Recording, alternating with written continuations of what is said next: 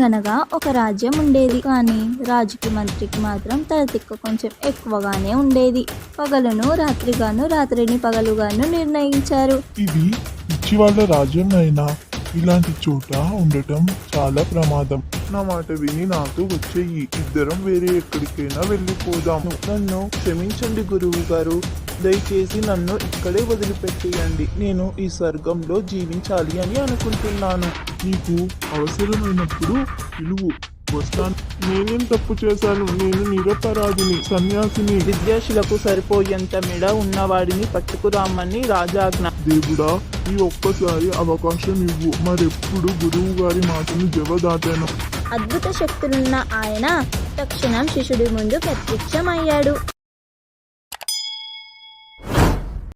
అలా ప్రత్యక్షమైన గురువు శిష్యుడిని తక్కువ మాటల్లోనే చివాట్లు పెట్టి ఎవ్వరు వినకుండా ఏదో చెప్పాడు.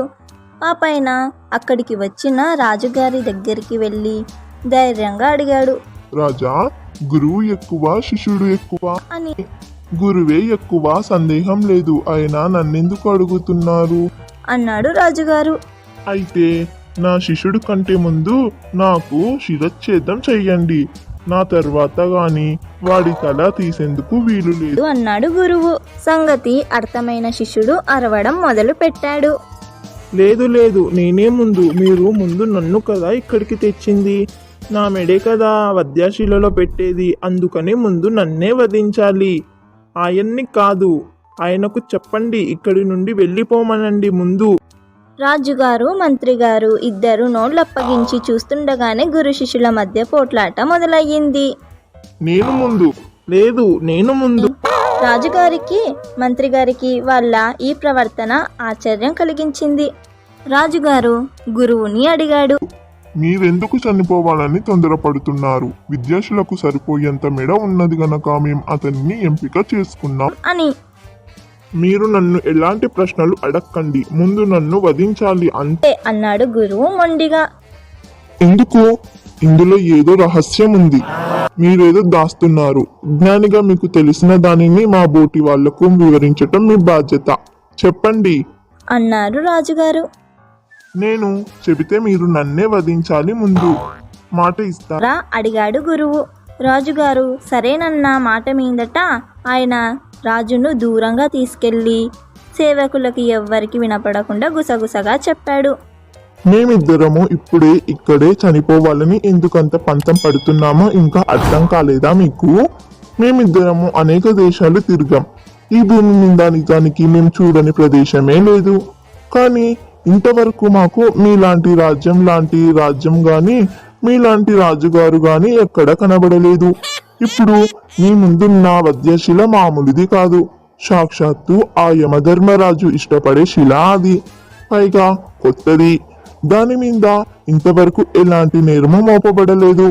అలాంటి ఈ శిల మీద మొదట మరణించే వాడి భాగ్యం ఏమని చెప్పేది? వాడు రాజ్యానికి రాజుగా పునర్జన్మనందుతాడు. దీని మీద మరణించే రెండో వ్యక్తి ఈ రాజ్యానికి మహామంత్రిగా తిరిగి జన్మిస్తాడు. మాకు ఈ సన్యాస జీవితం అంటే వెగటు పుట్టింది. కొంతకాలం పాటు రాజుగాను మంత్రిగాను జీవిస్తే బాగుంటుందని ఉన్నది. ఇప్పుడు ఇక మీరు మీ మాటను నిలబెట్టుకోండి మహారాజా. మమ్మల్ని వధించండి. నేను ముందు, గుర్తుపెట్టుకోండి. రాజుగారు తీవ్రంగా ఆలోచించసాగారు. నా రాజ్యం ఇంకొకరి చేతిలో పడితే ఎలా అని ఆయనకు చింత పుట్టింది. ఏది ఏమైనా ఈ సమస్య చిన్నది కాదు. కొంచెం జాగ్రత్తగా ఆలోచించి నిర్ణయం తీసుకునేందుకు లేదు అని ఆయన వెంటనే శిష్యుడి శిక్షను వాయిదా వేసేశాడు. ఆ పైన మంత్రితో రహస్యంగా మంతనాలు జరిపాడు. వచ్చే జన్మలో కూడా మన రాజ్యం మన చేతుల్లోనే ఉండేటట్లు చూసుకోవాలి. వీళ్ళ బదులు మనమే విద్యాశిలనెక్కితే ఎలా ఉంటుందంటావు? వచ్చే జన్మలో కూడా రాజ్యం మనదే అవుతుంది. మంత్రికి కూడా ఆ ఆలోచన సరైనదిగా తోచింది. శిక్షను అమలు చేసే వాళ్ళు మనల్ని గుర్తించారంటే పని చెడుతుంది. మనల్ని వధించేందుకు వాళ్లకు చేతులు రావు. అందుకని మనం గురు శిష్యులిద్దరికీ మన దుస్తులను వేస్తున్నట్టుగా వాళ్లకు వివరించి వాళ్ళ స్థానంలో పోయి కూర్చుందాం. ఏమంటారు ప్రభువు? అన్నాడు మంత్రి. ఇద్దరు కూడా బలుక్కొని తలారులను పిలిచి వాళ్ళు అనుకున్న ఉపాయం ప్రకారమే వాళ్లకు వివరించి రాత్రికి రాత్రే శిక్షను అమలు జరపాలి. ముందుగా వచ్చిన వాడిని ముందు, తర్వాత వచ్చిన వాడిని తర్వాత వధించండి. తప్పు చేస్తే జాగ్రత్త, మా కోసం ఎదురు చూడకండి అని చెప్పేశారు. ఆ పైన గురు శిష్యులిద్దరిని వదిలేసి వాళ్ళ స్థానంలో తాము కూర్చున్నారు. సంగతి తెలియని తలారులు పాపం వాళ్ళ పని వాళ్ళు కానించేశారు. తర్వాత చూస్తే ఏముంది, నేరస్తుల శరీరాలకు బదులు తమ రాజు మంత్రుల శరీరాలు కనబడ్డాయి. ఇక రాజ్యమంతా అల్లకల్లోలమయ్యింది. పెద్దలంతా కూర్చొని రాజ్యం నడిపేదెలాగా, కొత్త రాజు ఎవరు, కొత్త మంత్రి ఎవరు అని చర్చలు జరిపారు. చివరికి ఎవరికీ తెలియకుండా రాజ్యం దాటిపోతున్న గురు శిష్యులిద్దరిని పట్టుకొని మీరే మా రాజు మంత్రి అన్నారు వాళ్ళంతా. శిష్యుడైతే వెంటనే ఒప్పేసుకున్నాడు, కానీ గురువు మాత్రం అస్సలు ఒప్పుకోలేదు.